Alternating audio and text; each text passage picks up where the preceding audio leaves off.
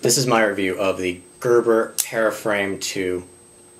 It is a 8.2 inch length knife with a 3.5 inch blade and a 4.8 inch handle. The handle is a stainless steel skeletonized, which helps keep it at 4.2 ounces in weight.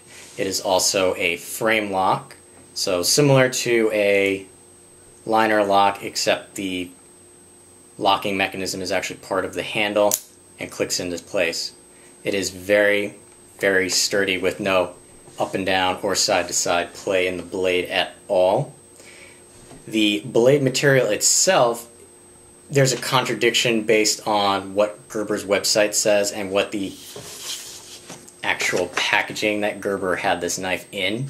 The packaging says it's a stainless steel, which is corrosion resistant, while the website says it is a high carbon steel, so better for edge retention and hardness of the blade itself, but not to keeping rust off. More carbon in a blade means the more prone it is to rusting.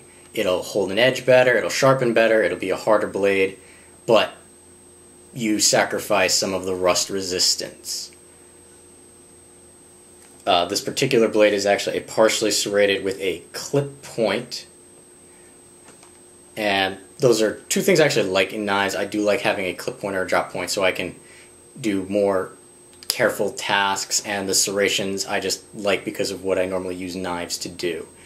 It is a dual ambidextrous thumb stud, so you can open it lefty or righty.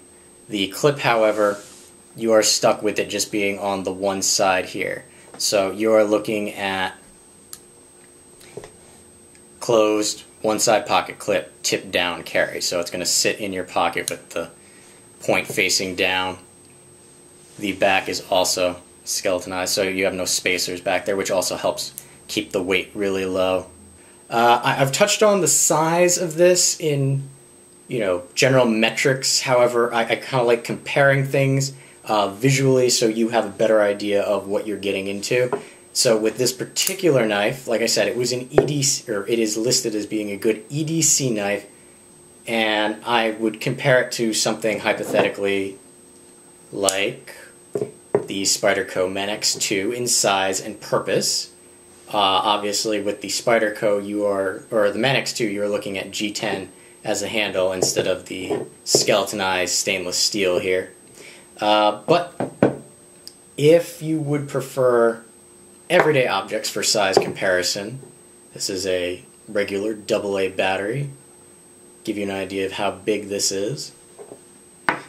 Next we have a particular lighter brand.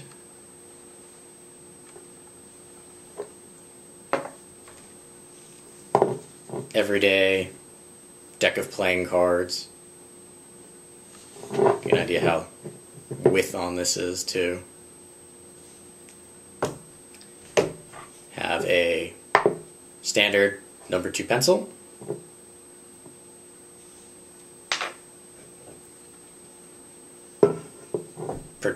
Particular carbonated beverage.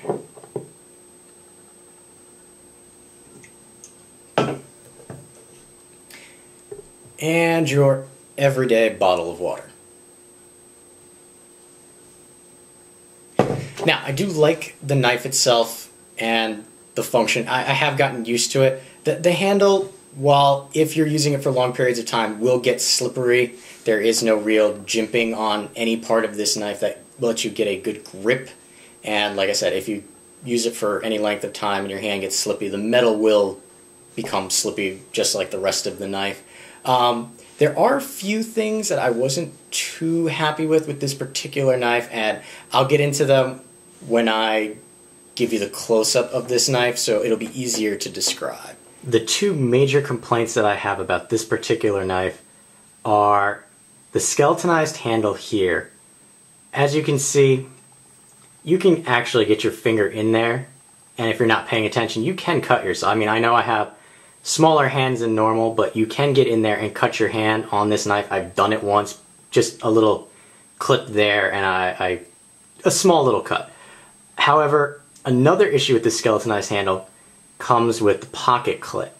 If you see the way that this frame is designed, trying to get a good shot of it here, this part underneath the pocket clip does not go all the way across to the other side of the frame. There actually is a little gap which prevents the pocket clip on thicker pants such as jeans from smoothly going in and out. If you have something like a pair of Dockers or dress pants, it slides without a problem. But if you have some thicker material such as jeans, you'll get hung up on this little part in here, and you'll actually have to use your thumb to pull up the pocket clip. Now, I know that's a minor issue with a knife like this. However, just so you can get an idea of the issue with the pocket clip and the way the frame design is, without trying to manipulate the pocket clip getting snagged up on my pocket. But if you reach in and stretch out the pocket clip, it gets past that little jump. Also show you how seated this is in your pocket. As I was saying before, with the blade being listed on Gerber's website as high carbon, trying to get a good view of this, I had this knife for all of 3 days when I noticed some pitting and rusting starting to happen on the blade itself. So I put it away for a couple of days, figured I would get to it and maybe just oil down the blade a little bit. Took it out of a drawer, and pocket clip started to rust and pit, as well as some spots on the frame itself, the handle. Now, I looked it up online, and this seems to be a particular issue with this style or this particular knife. What I would recommend doing is checking out, if you like this particular style of Gerber knife, the Paraframe line, go and check out the Paraframe 1. It supposedly has a titanium coating. I kind of liken it to the Teflon coating on the blade of my Recon 1, my Cold Steel Recon 1. So it not only helps with glare, but I think it will mitigate the problem with the possible rusting that this blade has. Now, even with the issues that I have discussed, it's still a very good, capable pocket knife. I just happen to have some paracord lying around, so I will show you just, straight out of the box how sharp this particular knife was. Not using the serrations. No problem. Using the serrations.